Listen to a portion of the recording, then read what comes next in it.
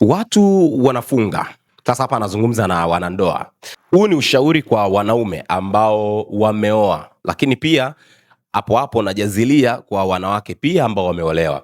Nadhani si vizuri kwa mwanaume kwenye mwezi mtukufu wa Ramadhan kwenda kula futari yako sehemu tofauti na ile ambayo amepika mke wako. Huu mwezi mtukufu inabidi utumie ukiwa na mke wako nyumbani, kwa sababu maana ya kuoa ni upate furaha, uenjoy. Na Ramadhan ukifunga, chakula anachopika mke wako kweli kinakuwa ni chakula kizuri sana ambacho hata yeye anakuwa anatamani umsifie na anakuwa anatamani uweze kula iko chakula kama mume wake. So wanaume sasa ambao kama unajua umeoa na huu ni mwezi mtukufu wa Ramadhan, hakikisha unakula chakula alichopika mke wako.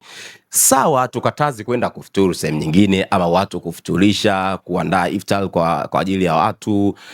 Lakini kama umeoa ni vizuri sana ukakaa nyumbani, ukaenda kwa mke wako, ukapata iftari na mke wako.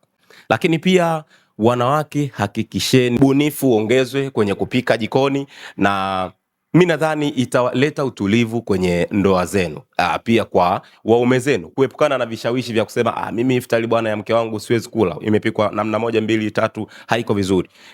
Kwa hiyo wanawake, ni vizuri sana ukahakikisha unaongeza ubunifu kwenye mapishi, ili hata mume wako umvutie hata afike nyumbani mapema na kupata iftari pamoja na wewe.